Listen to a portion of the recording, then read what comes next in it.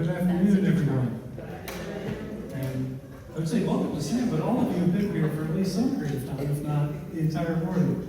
It's good to be with you. This is the second of 6 listening sessions that we will have over the course of the next 2 weeks regarding the parking lot. So a couple of housekeeping notes before we get started. Hopefully at your table, you have someone from our housing task force or our vestry who can act as a scribe and a spokesperson, because as we go through, we will have conversation and sharing from the tables, because most of the conversation is going to happen at the individual tables. So the format is going to run like this. I'll do a quick presentation, if you can call it that, just a kind of a recap of where we are, what is in front of us, and what we're doing here today. And then we will go into our small table groups for a series of questions. So we'll have one question, and the table will discuss. The scribe will go ahead and collect all the information from the group. And then after that period, each table by table, the spokesperson will come to the microphone and share that information.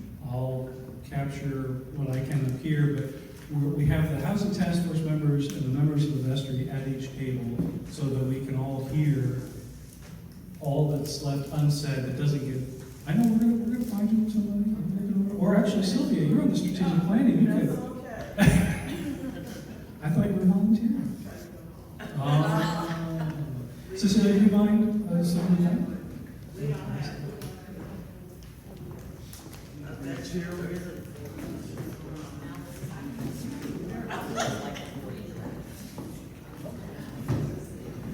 Dora, do you mind sitting with them and scribing from the table next to you?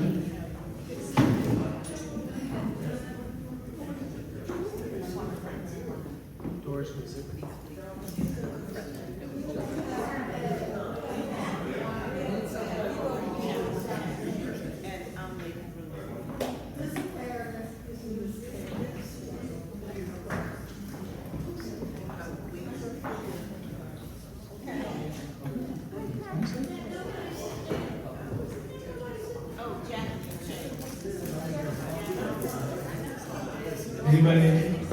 Everybody else has got a member of the housing task force or a member of the vestry at their table. All right. So that'll be the format. We'll break into in our table groups, have discussions. We'll have it scribed and then shared with the entire group, and then that information will be forwarded on to the vestry. So to give some background, I want to point out on each table there should be my 1990s self would be very, very happy with how I did this in feet. This is a overhead map of Sam, the building, the parking lot, and even the little lot that's over here behind Allied and Shipley Lofts that is owned by T. Collins.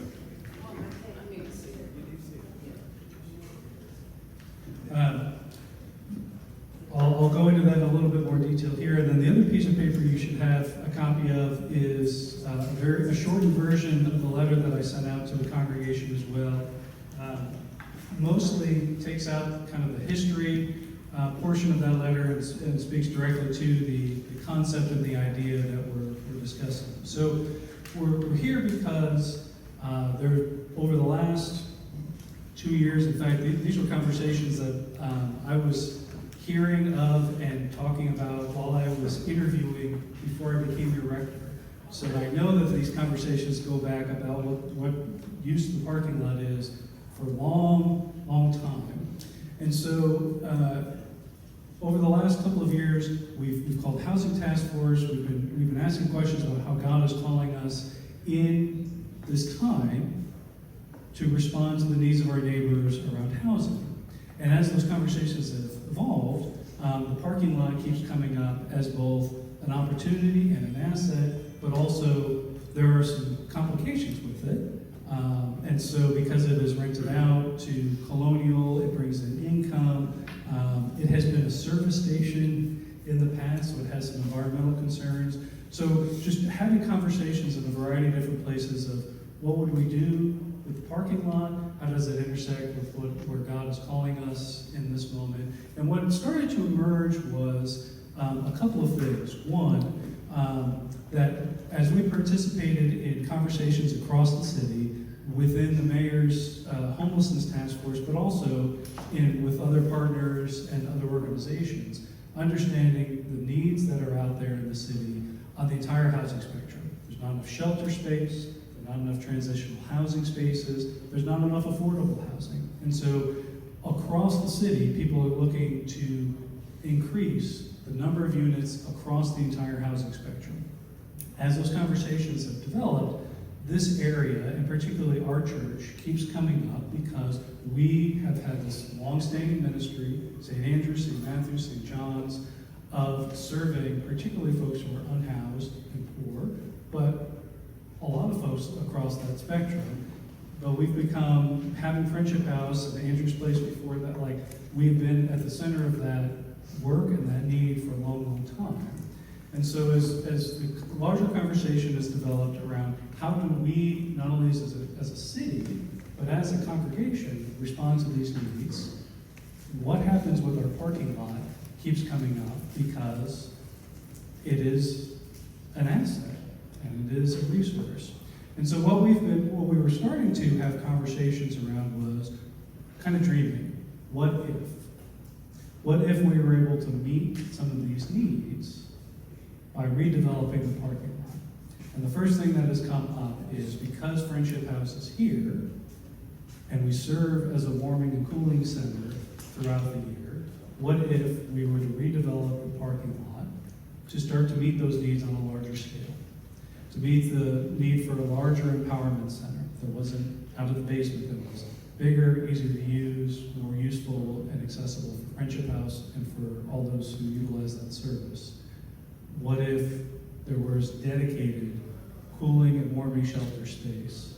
That would free up our auditorium, which is used a lot, especially during the winter. And frankly, the cooling center, when it was code purple, we were over capacity almost every night. Where we should have 40 to 50, we were having 80 to 100. And you can imagine trying to fit 80 to 100 people with cots in here is not a good scene. Other things that have come up, when they closed Creative Vision Factory, in this area there is no day center. So this would be another possibility. And then we started to hear about Friendship House and Lyman Recovery coming together, which would bring the opportunity for addiction support and mental health services, so clinical services that are not part of our network right now.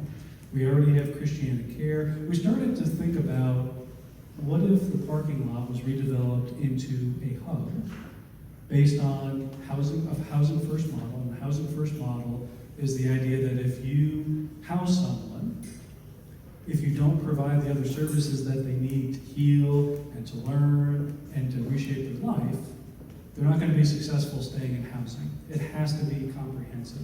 And so what if we started to just dream? This came up in the Housing Task Force, this came up in the Strategic Planning Group, this is coming up at the vestry, it was coming up in, 80% of the conversations in my office.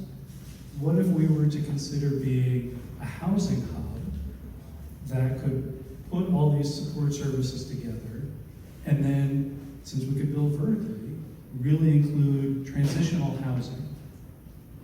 So increase, Friendship House currently has about 25 transitional housing beds. There are other small organizations across the city, but could we include transitional housing? And so the idea started to bubble up to the surface. What if we built a building? And when I say we, I mean the collective, the whole community, not the church, but we'll get into that. If there was a building in that parking lot that started to meet those needs.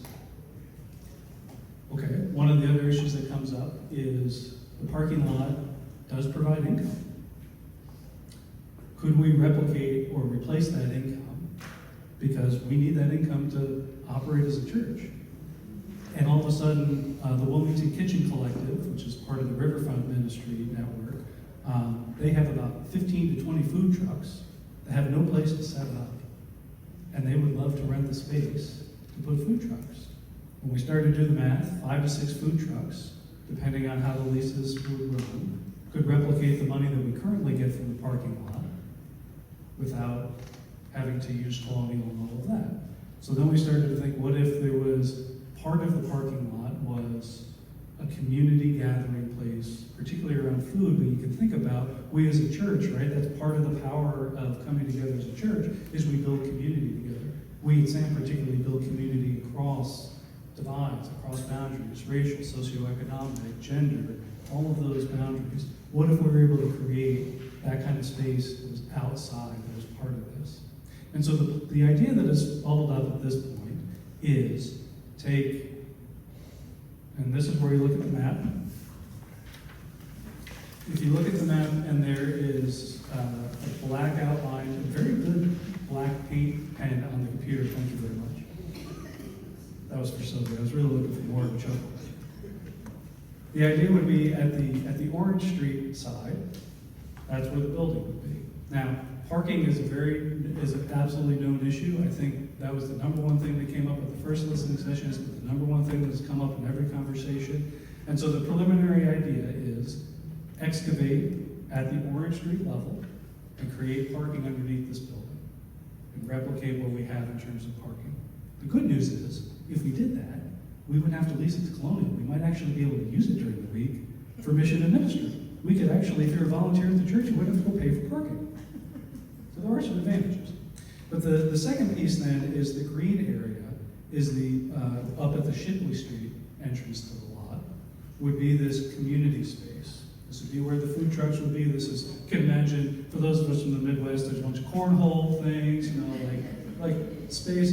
And there, if you look around this neighborhood, there's a little bit, you know, as you get into West Center City with a couple of parks, but we don't have anything around here. And so I think of it from a church's perspective of saying, okay, we've got all these departments coming up, we've got all these people moving in. We might be the center of their common life. And that really resonates with us and our mission here at the church. So that's kind of the idea. What I'm going to say is that for our purposes today, this has come up now much more quickly than we anticipated or desired, in part because of the work that's happening at the city level. So the mayor called City Task Force on homelessness at the beginning of the year. They started meeting, I think, in April. And they have recommendations that are due to the mayor and to the city council. September is the first set. The final recommendations are due in November. And so as we started having these conversations, in a one-on-one meeting with the chairwoman, Claire Demagus, we started talking about this. She's been talking about it with Kim. We've been talking about it here. What can we do to start meeting these needs that they have identified too, around a day center, shelter space, cooling centers, all that stuff, transitional housing. And she says, you know, what if that plan, that dream was one of the recommendations from the task force? And my eyes immediately got big because I thought, wow, that could really save us. We ran into a lot of red tape with Shipley Walls. We ran into, this would potentially pave the way on the political side very early on in the process. And I go, wait a minute, we haven't even talked about this as a congregation. So if it feels like this is happening very, very quickly, you're absolutely right. It is, and it's because the opportunity that's being presented to us is timed because of the political machinations that are going on. And I say that in a positive way. I know, it's politics, you know me, I don't want to talk. So that's why these things are happening as quickly as they are as well.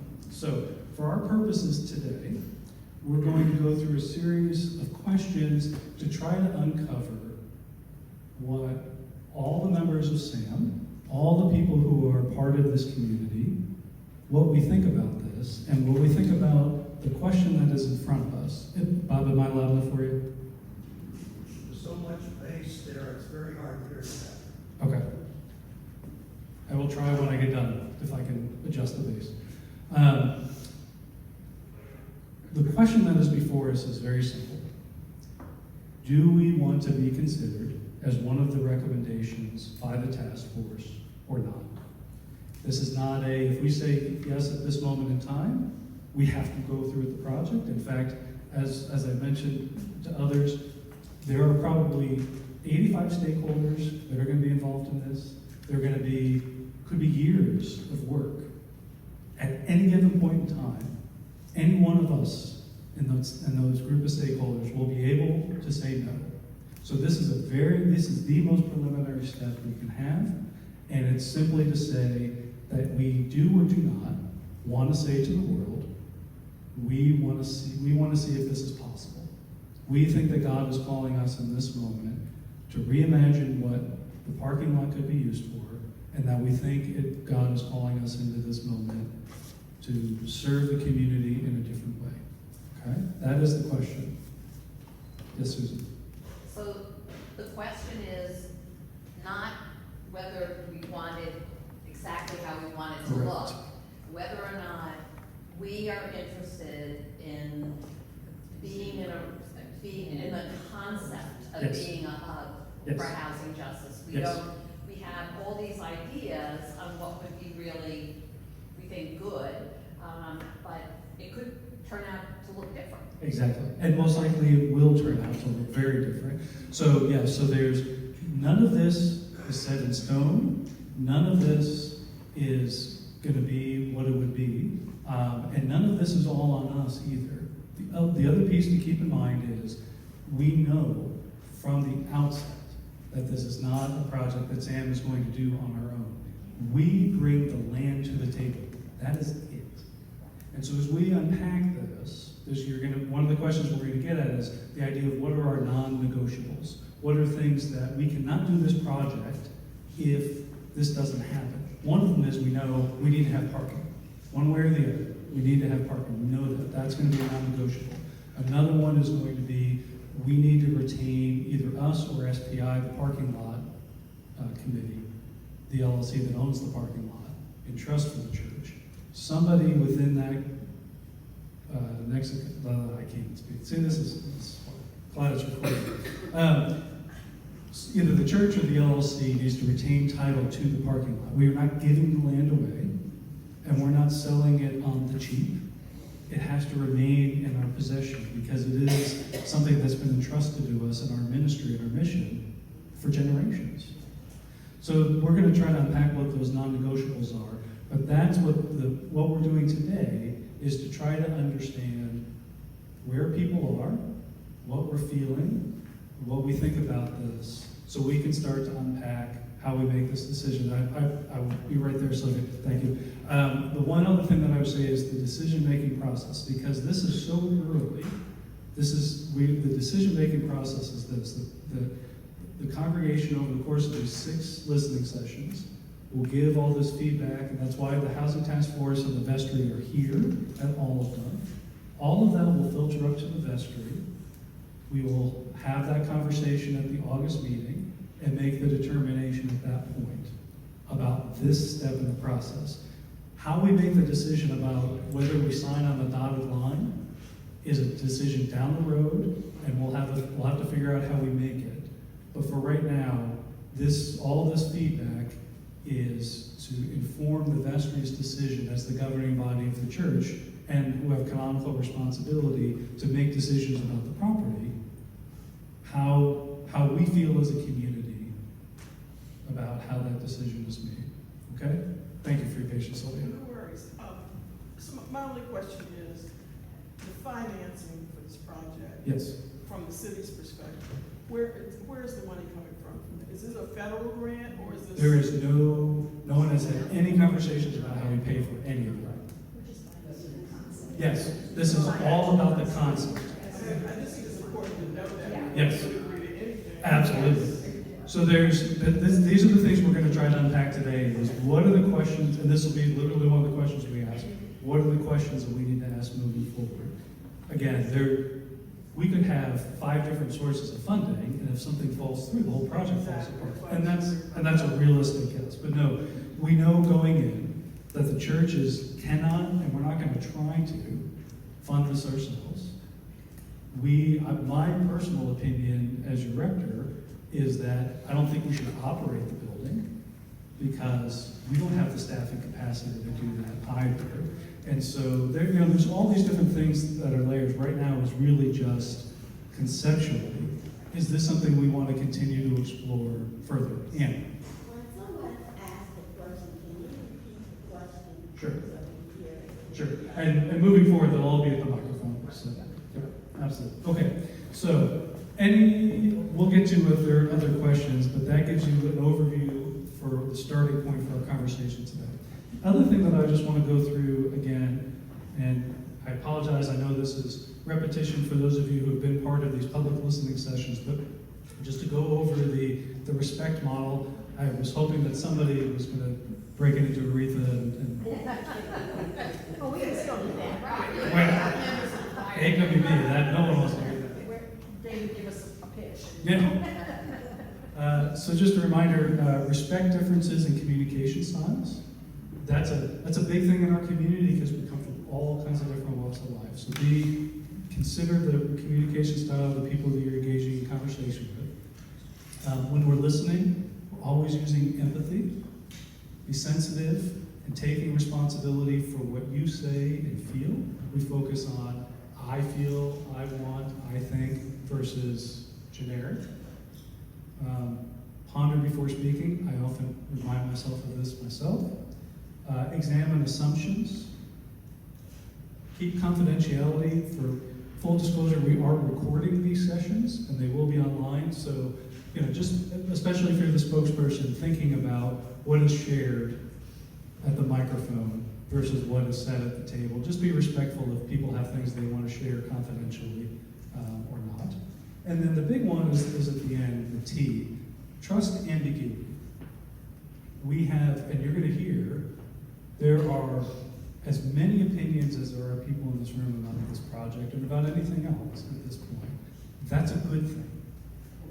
We have strength in our diversity. We have strength in how different we all are from each other.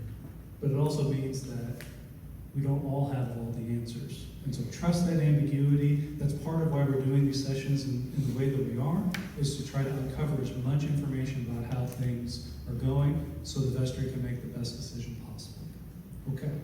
Any questions about this or the process before we jump in? Mary? Can I say just one thing? I'm a member of the vestry. I'm a member of, and it's hard to understand me because I have braces, but I'm a member of the vestry. And so this morning I was at this table as the scribe. So what I would say is I really appreciated the honesty of everybody that was at my table, and that I wanted them to feel comfortable that what they told me, I wrote down. And then at the end, Father Patrick collects it all, and the vestry will take everybody's concerns into consideration. So be honest and open. All right, thank you, Mary. Okay, so the first, we're going to start easy with one question, okay? And we're going to have 3 minutes to discuss, and then I'll invite each spokesperson to come up and just quickly, about 30 seconds to a minute, repeat what the consensus was from the table, okay? So the first thing we want to understand is, what have you heard, or what do you understand about what the project is and the decision that's in front of us, okay? So what have you heard about this concept, and what have you heard about the concept, and what do you understand about what the decision is in front of us, okay? Everybody good? We have 3 minutes to discuss. 3 minutes. And go.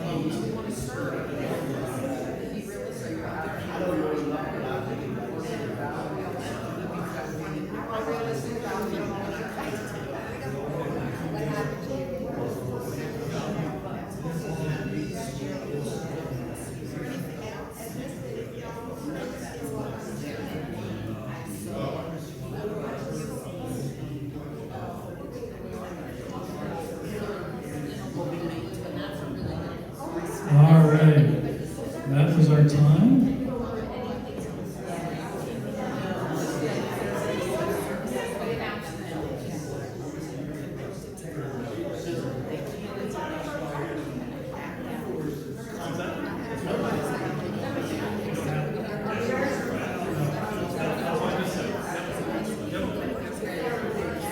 All right, time is up.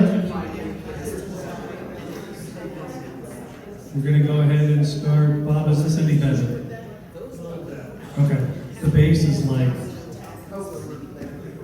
Yeah. So we'll go ahead and start over here to my left, Cecilia. So as you spokespeople, as you come up, just make your way to the closest microphone. There's one here, or there's one over by Mary.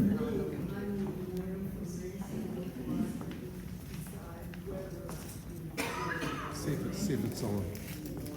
Testing. Yep. All right. What is our? All right, hello everyone. I am Cecilia Hobbs. Can you speak into the microphone? Yeah, I am Cecilia Hobbs. I am part of the housing ministry. So, some questions I had. We started with how well the finance, and that started in the beginning. You have to Do get I need right to on bring it top. up? Cecilia, yeah, just right on top. Yeah. I am not one that's good at speaking in microphones. I can tell you already. All right, let's try this. Thank you. All right. So we started out with how would this be financed, and that was before we even got into the questions, and I think you already answered that. Do we own the parking lot? That was another question that came from the table over here.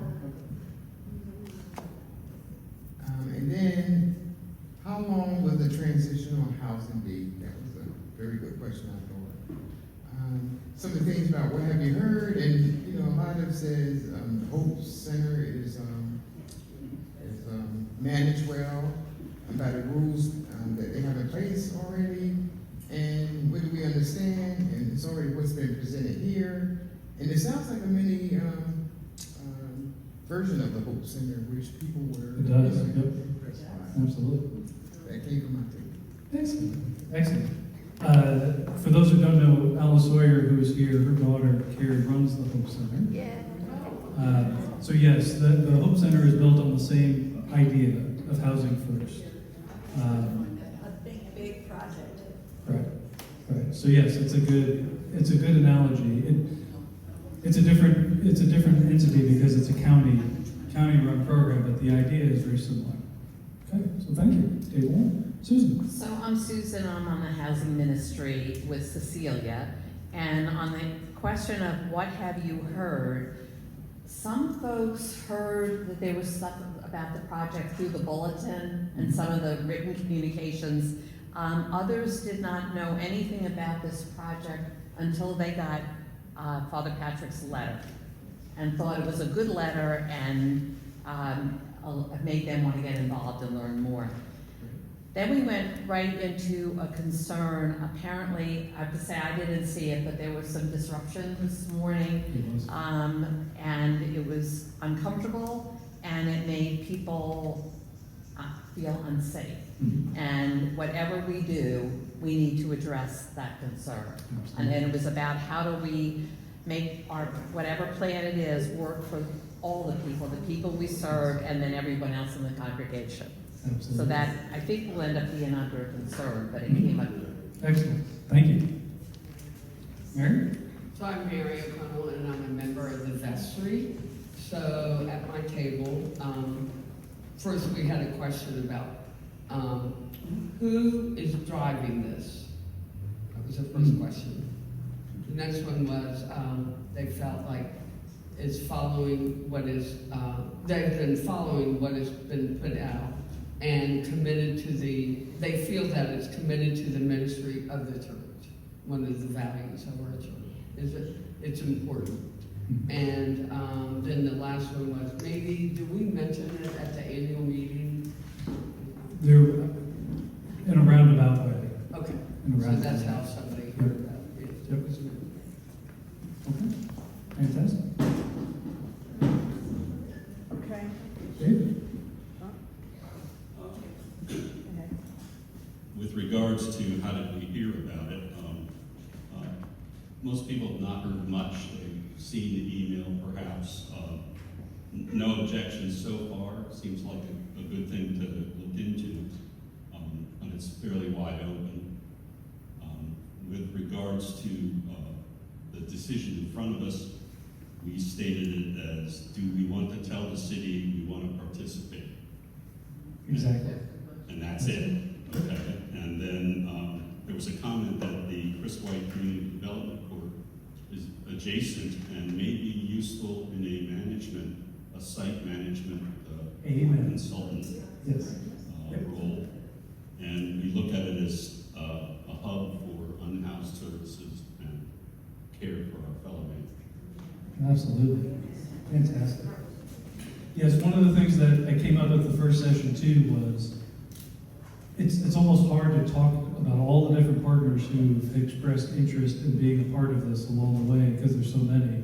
Chris White and the Shipley Lofts CDC are part of that group along with Housing Lot. I mean, it's just so we know up front we have to have a lot of partners involved, and at the same time we already have a lot of partners involved too. So it's a good series of events. But I'm glad to hear the connection to our mission and our ministry.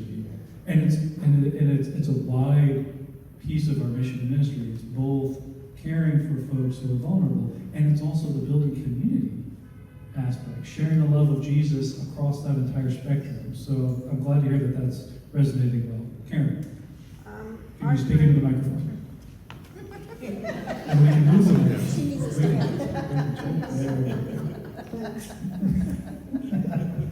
It just goes on. I should. Okay. Most of the folks. Gotta move it closer to Most the of the mouth. folks at our table,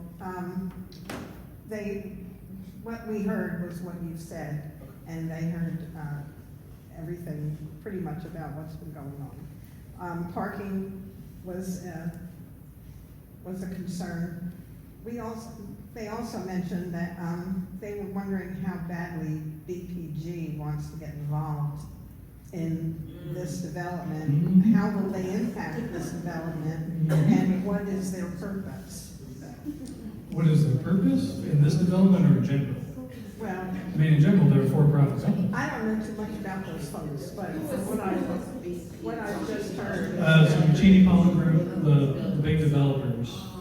So they're about to open the press right next door, and they own, I don't know, 75–80% of Market Street, and they happen to own that lot on the other side of the parking lot as well. We So all, they will be involved somewhere along the way in some capacity, but all of these are open questions. and these new apartment buildings, how is that gonna impact the homeless? They need a space too. And these folks that are moving into these big apartments, may not be as tolerant of the folks that are homeless than we are. So that's, for me, that's the biggest concern of all, Absolutely. is that. Okay. Could you repeat that last statement, please? Her biggest concern is the folks who are unhoused, that they have a place. And that just because there's folks who are very wealthy moving into these apartments, that doesn't mean that folks who are already here in the neighborhood lose their spot. Dora, do you mind?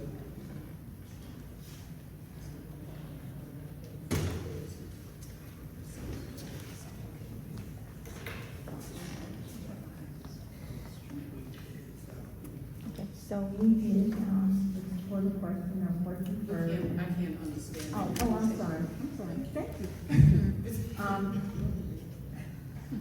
Okay, what you've heard and understand about the decision, okay?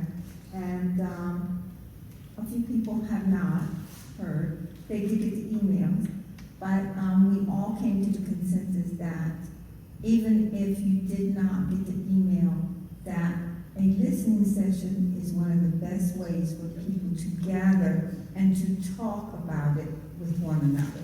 Because a lot of times you have your own thought, but if you talk about it with someone else, you might come up with something else.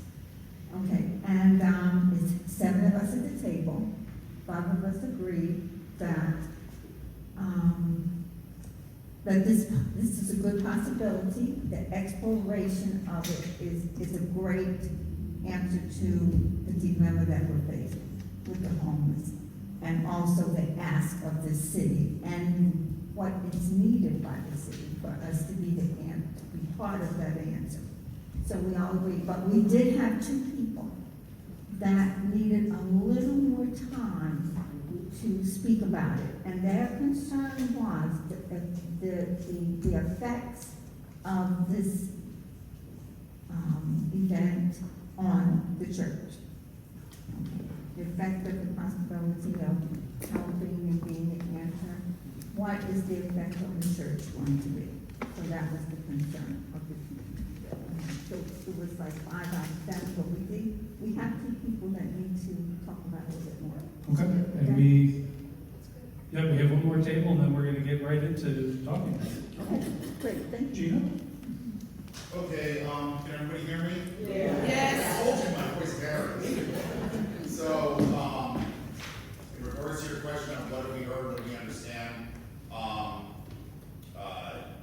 the plan that we heard was to use the lot that is directly adjacent to the church to create a green space and also to offer space for a building for your housing initiative, and then to utilize that green space, I guess, for some community events and also for food trucks, things like that. Some of the questions that were generated from that is, first of all, is that location optimal for something like that?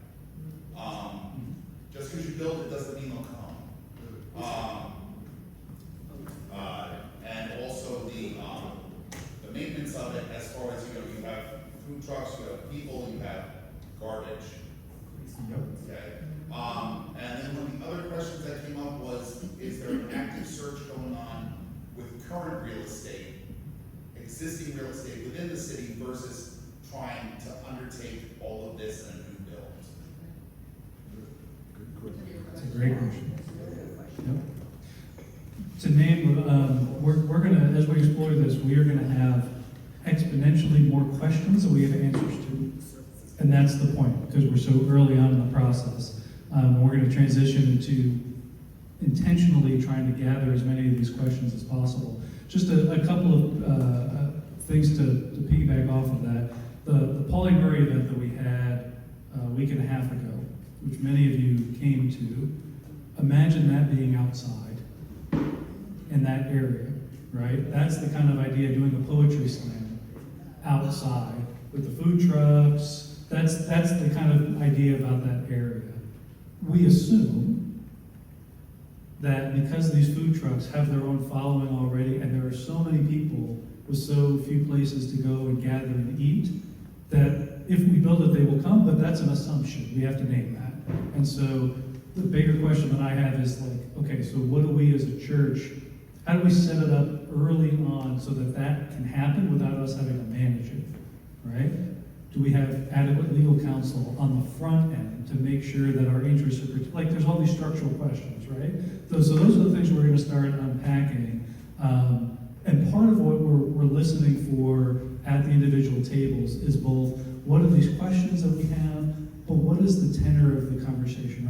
Is this something we want to keep exploring or not? So just to name what we're trying to do with this listening session, in addition to getting all of the feedback. So our next, what we're going to transition into, and I'm going to steal Cheryl Kugler's, the way she managed it at the 9:15, is we're going to take 10 minutes, and we're going to have 4 questions, okay? 4 topics of discussion, so there'll be 2.5 minutes for each one. So I will give you a 2.5 minutes.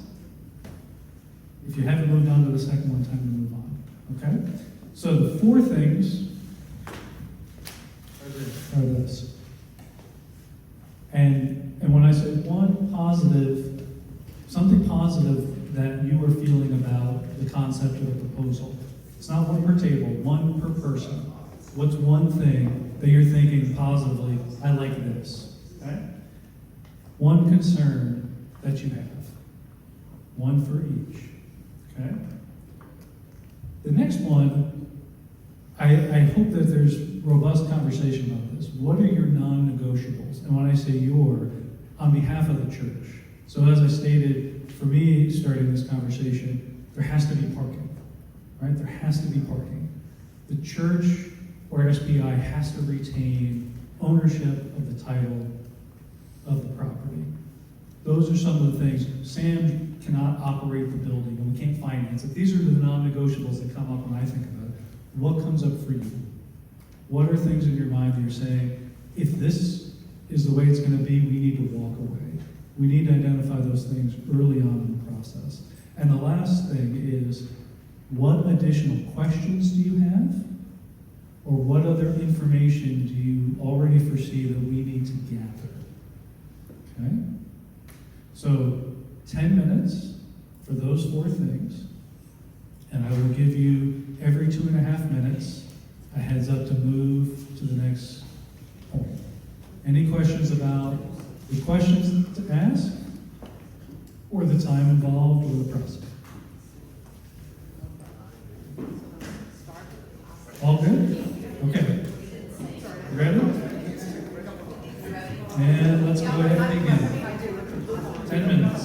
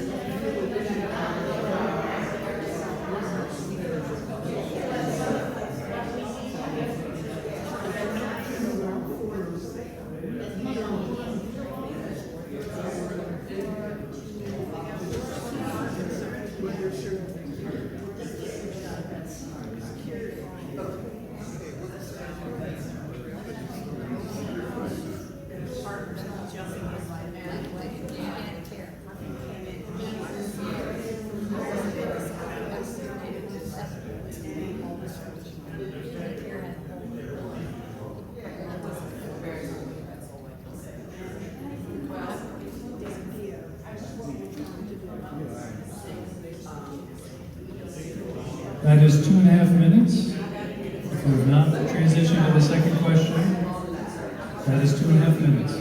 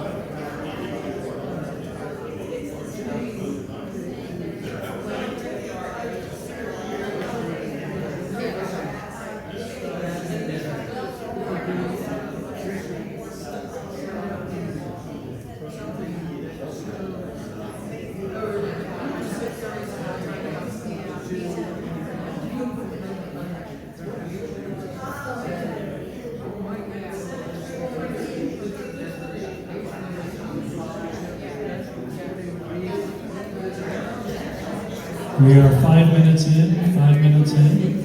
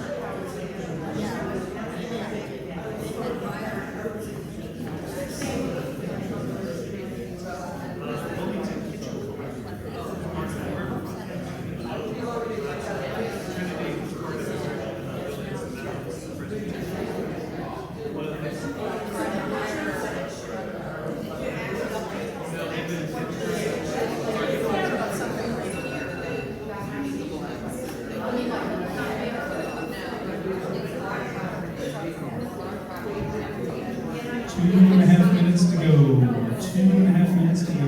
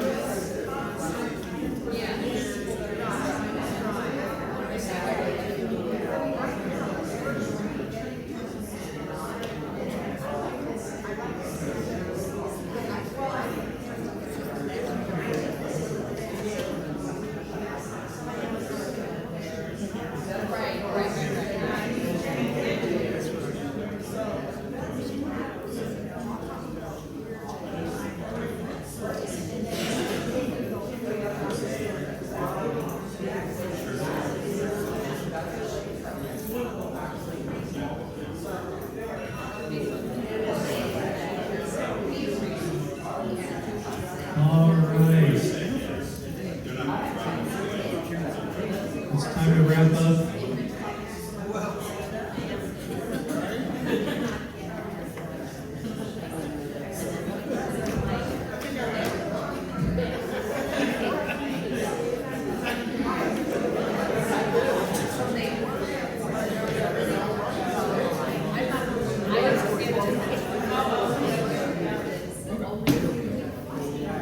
All right.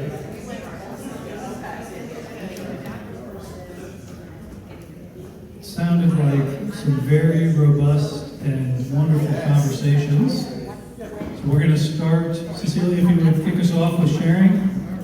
And if, so I'm going to keep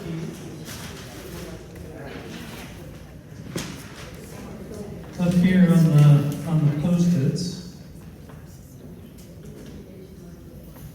You'll see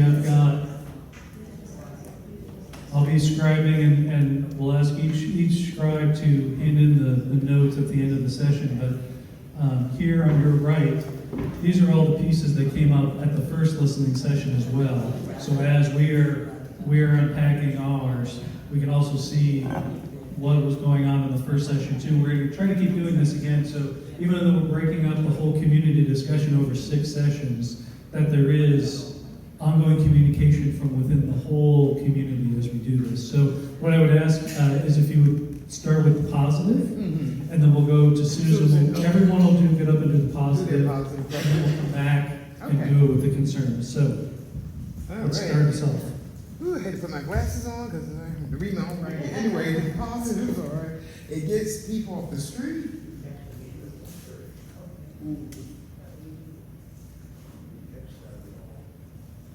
It helps us solve our own assets problem. Assets.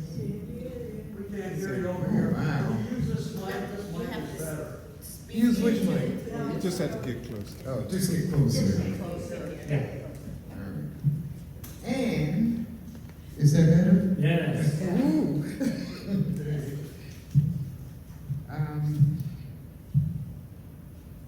And then, somebody just didn't have any positive thing to say from my table. There's an opportunity for this church, community to have, as a catalyst, written off by the government or state, that was mentioned. And I think that's it, it was positive. Yeah, those are my positives. Can I ask a clarifying question on the catalyst? Is it, what we're trying to do is a catalyst to get the state and the city to do more? Is that the idea? Not just the state, a catalyst for collective action. Okay, okay. Excellent. Okay, our group said the positive was that it feels good. It makes sense for Sam. We can create housing and services to meet real needs. We get to extend the mission of caring for neighbors beyond the congregation, and we get to build more community because we would be working with the city and many other partners. Next. All right. Mary. Okay, the positives in our group was that the building will have a parking lot. This is a real positive, like, to have parking during the week? Hallelujah. You will pull it down. And also glad that we are looking forward, thinking forward about how we can tie into our founding values or what, the foundation of SAM. And so looking forward. Concerns is that the green. No, just positives. Oh, okay. We'll come back. Sorry.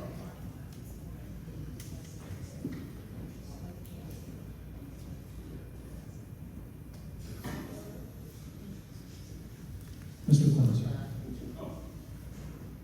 Our positives were that we were glad the church is working with the city up front on this project. In the past, that hasn't been the case, and it's caused difficulties. And we're just generally glad the church is looking to do something for the people in need. Amen. Karen. Our positives were ground zero to help those that are homeless and less fortunate. The concept of what we want to do is the mission of the church. So that would be addressing the mission of the church. And then implementing a plan to do what God asks us to do. Amen. Yeah. Excellent. Thank you. Ms. Dora? You want to try this one?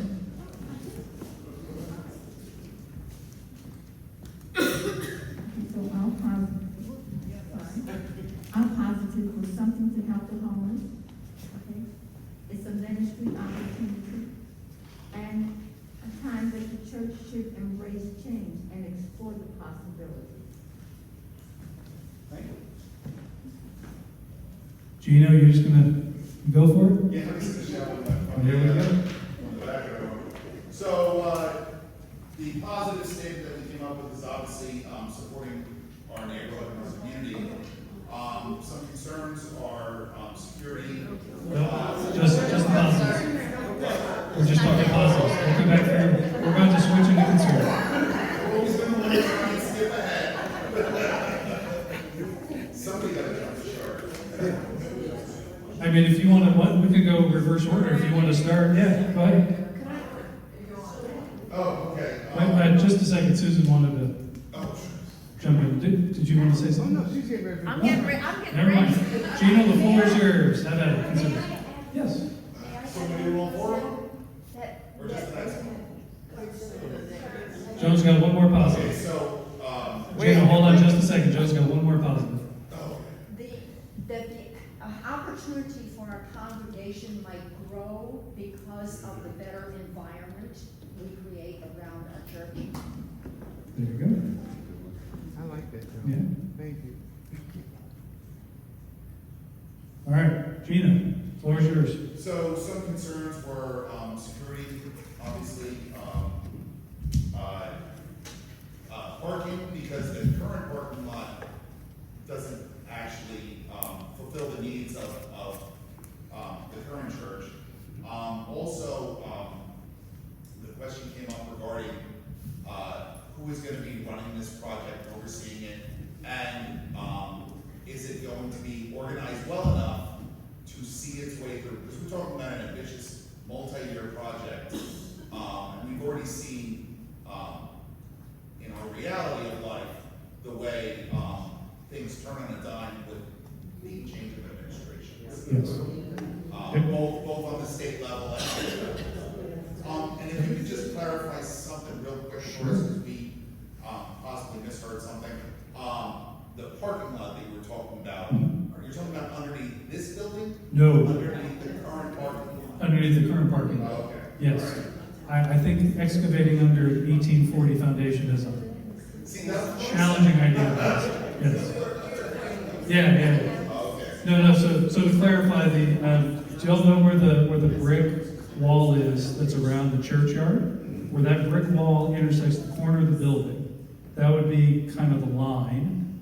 On the Shipley Street side of that would be the community space, and the rest of it would be the building. And the idea would be, and look, this is all like, we have no idea if this is feasible. This is just a pipe dream at this point. We excavated the Orange Street level for the parking and the building above that. That's the working model, subject to, I don't know, like actual engineers and people who know what they're doing. Okay. Ms. Dora, do you want to talk concerns? Feedback off the hand security. Security? Yeah. Security? And also. Security of what? So, the concerns are security for the new parking lot, accessible for handicap. Okay, I think the biggest concern was security. The other concern is the financial concern. And the other concern was they were thinking that a list of non-negotiables would be good. Okay, here we go. All right, so we already have the list of. That's the next on the agenda. Okay, so that's the next thing on the Good. list. That's it. Perfect. Okay. Karen or Cecilia? Susan? All three of you want to, whatever order you want to do. Concerns or, someone said it just landed in a parking lot, excuse me, by the city, Can you say that again? that this project landed in our parking lot by the city. I don't think the city Okay. part of that, but that was stated. Safety, I think we were hearing that a lot, right? Yep. Finance concern, we've heard that already. Okay. And it's okay to reiterate, because I'm marking off when it's a multiple, clues us in how important it is. Right, and then shareholders' involvement, and the challenges of finance.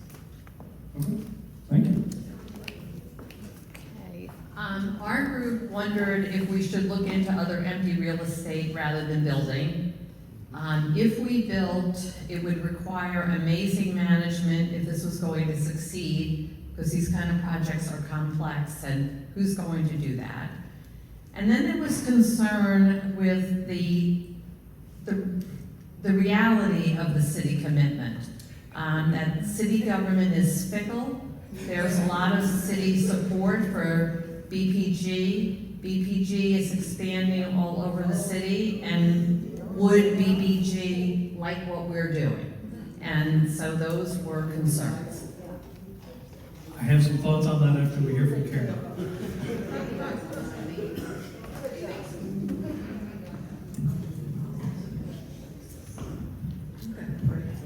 No, it is.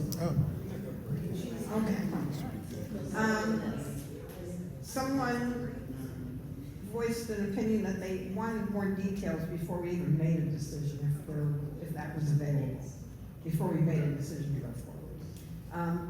Parking access for the disabled, access to the church for the disabled, security, and the empowerment center, because it's going to be so much bigger, will probably have more people coming to it. So security there would be very important. Yeah. Let's see. I think that's it. That's it. It's most- Okay. Before we transition to the non-negotiables, and I'm recognizing the time. We have two more. Go ahead, Jude.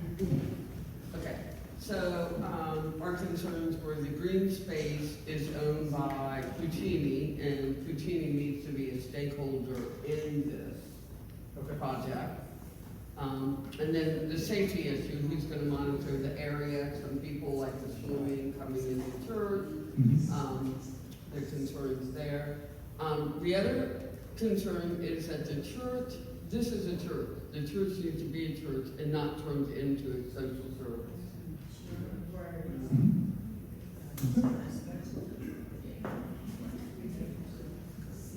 We've voiced three concerns. The first is that whatever we do benefits the church and this community long-term. Weren't sure how we felt about food trucks, mostly from the management and security side, and as our colleague mentioned, garbage. And the big question is, who manages the whole thing? It's not just our piece of it, but everything. Thank you. Okay.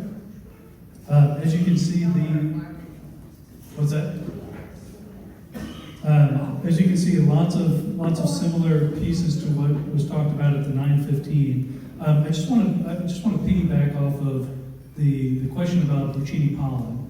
So one, the lot that they own is different than the area that we're talking about making the green space. It is an open question as to what they would want to do with that lot. I think it's worthwhile asking the question if they want to contribute to this project as an act of goodwill. There's all sorts of different options and pieces that are available there. None of that is settled. We've not had conversation one with them. With regard to where things are politically, and to the reality that somebody named very, very well about the fickleness of city government, I think we have to be very, very clear that what is in front of us is inherently a political decision, as it is also a missional decision, and we would be naive to think that by putting ourselves out there, that just settles all this and it's all going to work. That is not how politics works. It's not. I've only been here 2 years and I already know that's not how our politics work in this city, and that's not unusual. That's how cities operate. So my read on it has been this: as naive as I am, as not a Wilmingtonian, all of that stuff, is that at the moment, the mayor has this task force that is charged with coming up with solutions. There are very few people in the city who are presenting either real estate or assets to be part of that solution. So that puts us in a very unique position. I have wondered aloud if the offer that is in front of us is just as much to get us to say no, so that they can say, well, we asked you, you wouldn't even participate.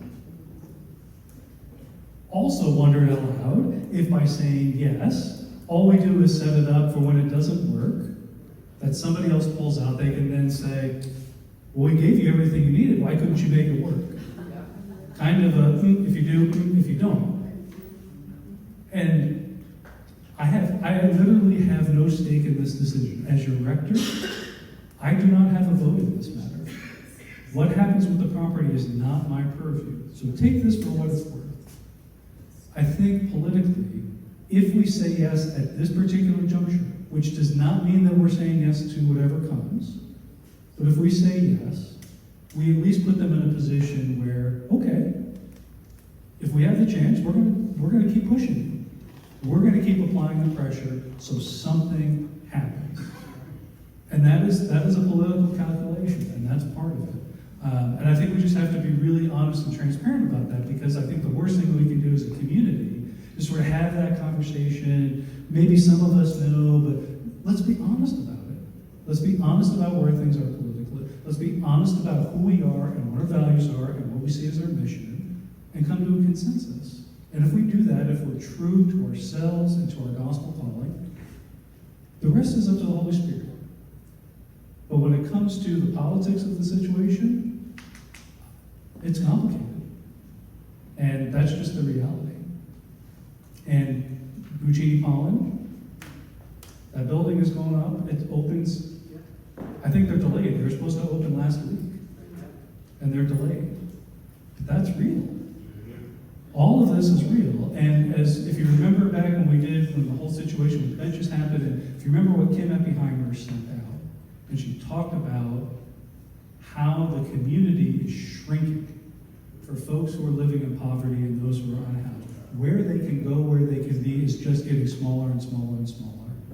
And this would be a bulwark against that, is to say we're going to stake our position that folks deserve a place, and this would ensure that it could happen long term.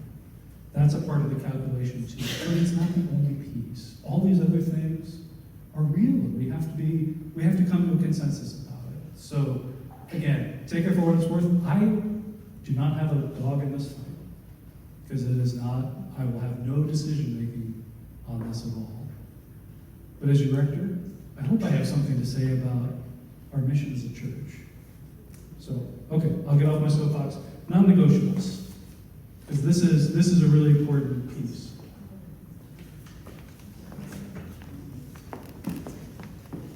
Okay, we'll get started again on the non-negotiables. We have liability that falls back to the church.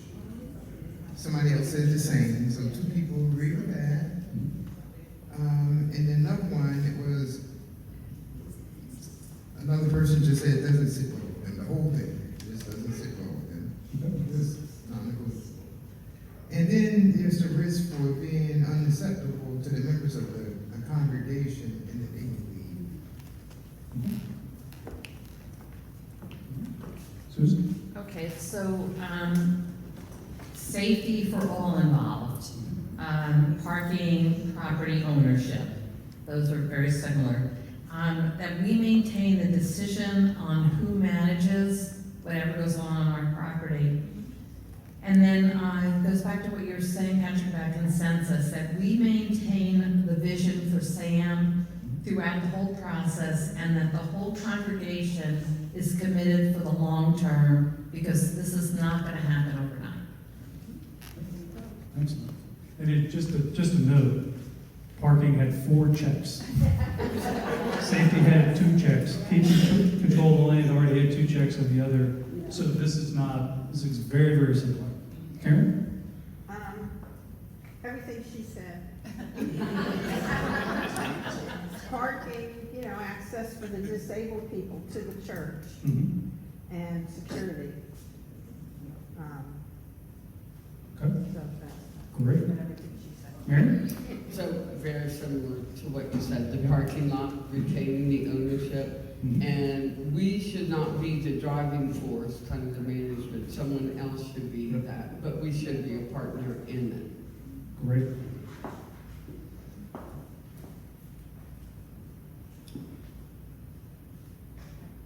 One of our non-negotiables, of course, was everybody. Parking. There we go. Stop us when you hear a theme. The other one was that from the point of view of fiscal responsibility, before we do anything, we need to know clearly who's responsible, what our liability is, and that the finances are in place. That doesn't necessarily influence answering the question, yes, we're interested, but beyond that. Right. Perfect. Very well said. Ms. Dorr? Okay, I can, it's gonna be very simple, Yeah. because, security. Okay. Parking. Security, parking. Yeah, I'm sorry. Security, parking, another non-negotiable is the graveyard and the entrance park. And pastor's time for the congregation. That's a non-negotiable. Gina? So, I'm actually gonna go right into this. Okay. So, again, we are in agreement with everything else in regards to security, the current parking situation. I have a page and a half for you of additional, Fantastic. requirements. Yep. But on a positive note, I would just like to say this has been a really great forum. And I also enjoyed some of the ideas that have come up, regarding, because the other thing that and I don't want to go off topic here, but, we also need to consider about getting our, I'm trying to think of the right words, but our message out to the community, you know, we want to get more asses in the seats, if you'll excuse my language. And some of the ideas that came up are actually good as far as, you know, welcoming the community into here. Yes. You know, I lived in New York for a long time, and I also, come from a Catholic background. One of the things that they do there this time of year, they have feasts. Every church has a feast in their own little, you know, that's obviously not possible, again, at this parking lot. But it's their way of bringing the community to that. And you know, you don't want to go heavy-handed with your message with a sledgehammer over somebody's head, but, you know, hey, come out here, we have this community event going on, oh, it has to be the Episcopal Church. Yep. You must be thinking about the vestry retreat we're having next weekend, which is our missional mindset, as it is at the forefront of that conversation. So I love that what I'm hearing is the way that the Spirit is working in this group, it worked in the last group, we're starting to get some clarity. I wish Sylvia, we'll have to pass this on to the strategic planning group, because this is the type of thing that we're talking about in that space too, so, excellent. So, let me give you this, and also, Mary Ellen, love to treat for your dog. Do you mind, Gino, just taking about 10 seconds and running a couple of the additional questions? All right, let's see.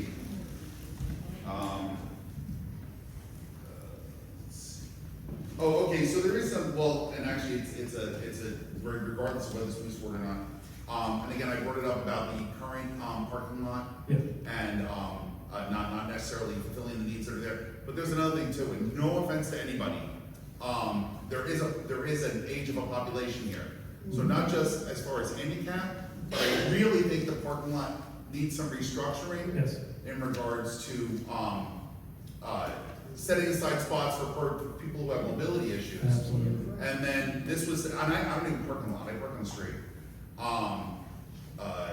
But there also needs to be a mindset amongst the congregation of a certain age to respect those spots.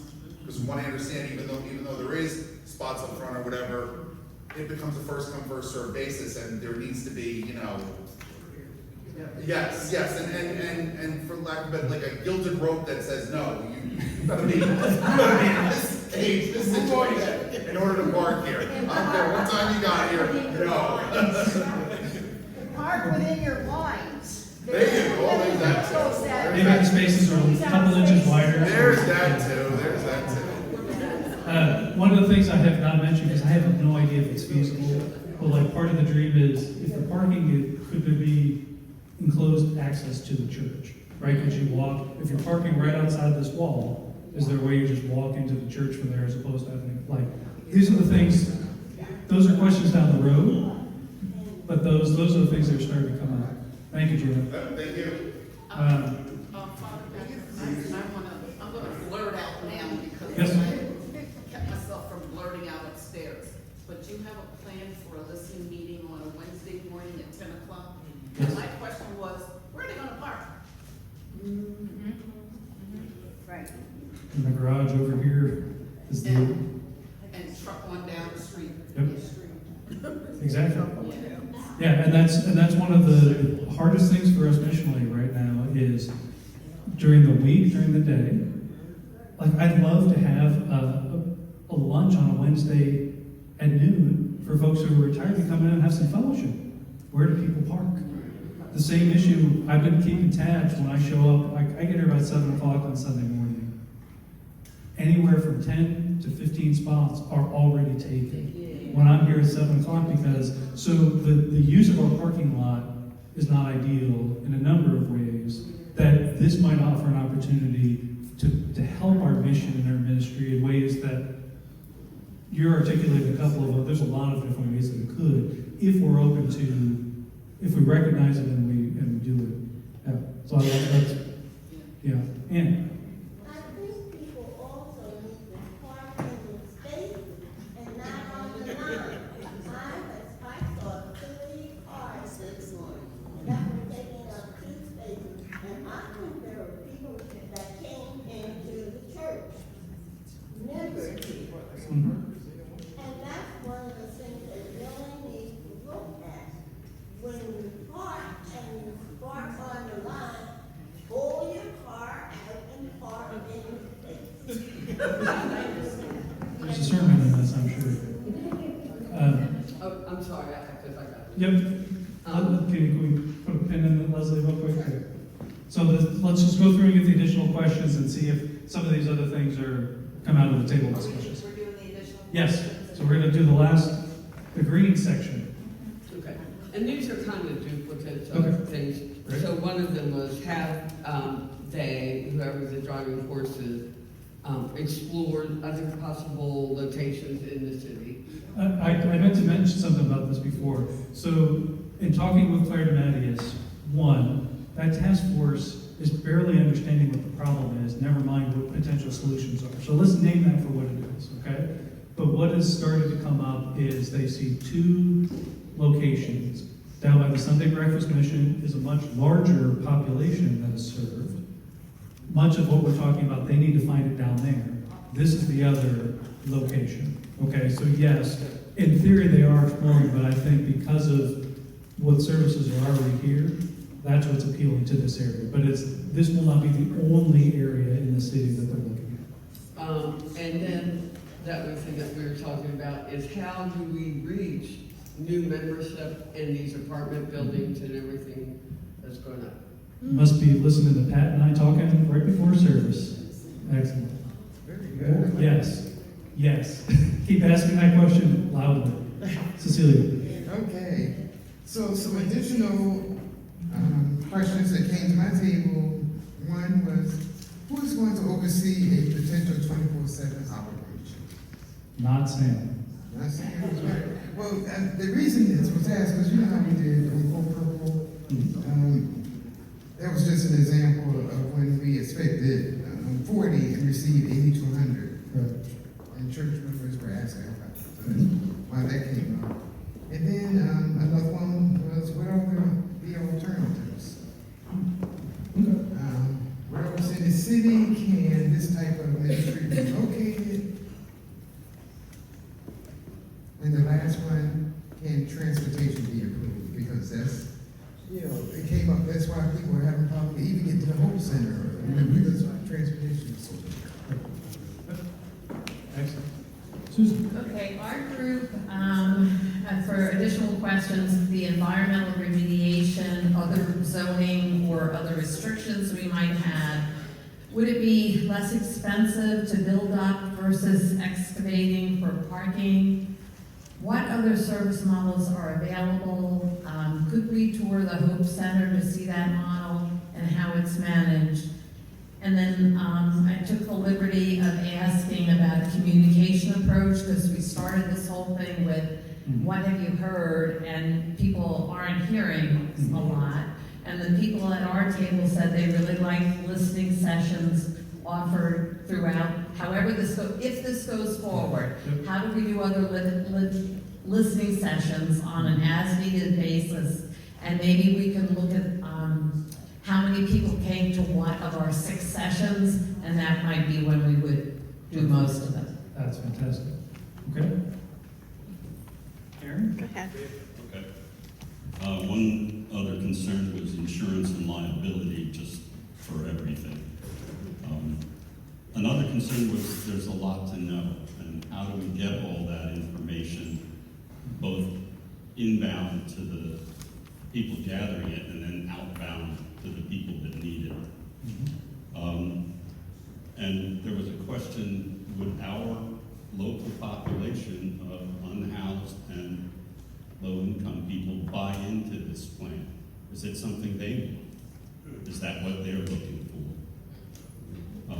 And finally, keep in mind that during construction of any sort of fancy parking thing, there won't be parking. So we have to take that into account as a responsibility to our congregation. Absolutely. I like the way you phrased that. Karen? Okay, additional questions, more detail. That's one. And who's gonna manage and coordinate all of this during construction and then after everything is finalized? And then one person said, you know, why do we even need to do this? Isn't there another way to support our mission as a church? Another concern was that we need a church liaison and church presence in this new building. And my question is there going to be some kind of a connection between this new building and the church?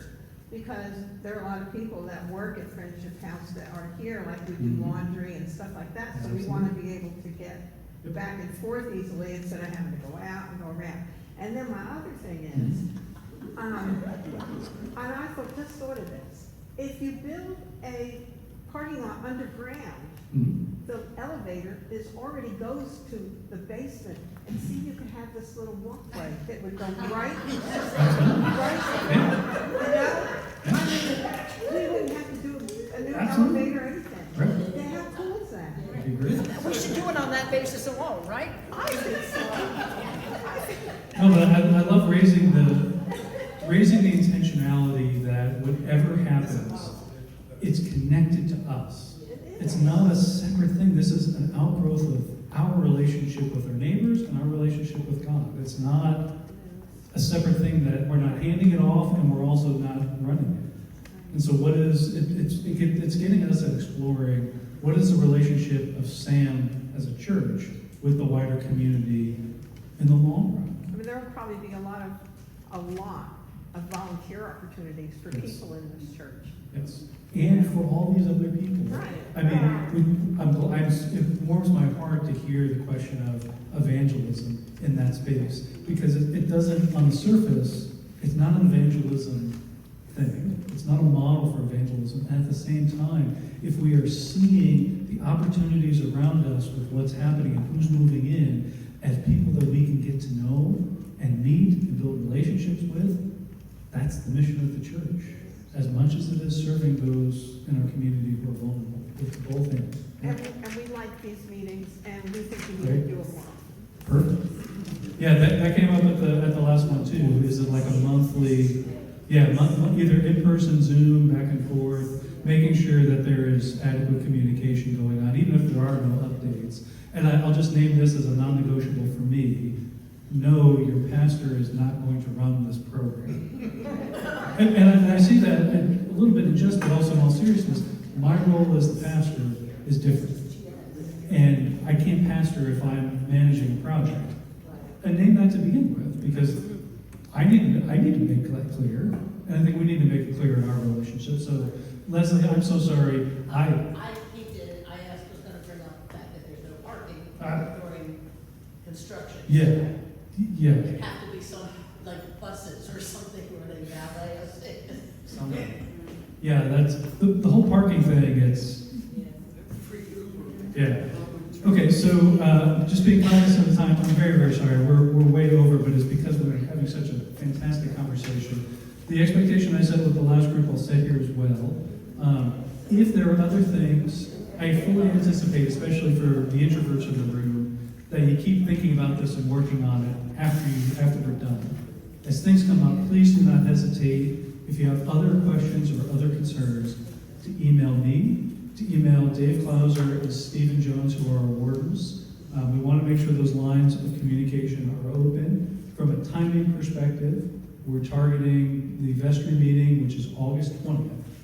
as the date to have the decision about whether or not we're gonna say yes or no to the city task force. So that's the timeline. The listening sessions go through July 30th, but that still gives us almost 3 weeks. Actually, gives us exactly 3 weeks of conversation after that, okay? But thank you all very, very much for your time, your hearts, your devotion to the mission and ministry of Sam. We are very, very grateful. Thank you all. Have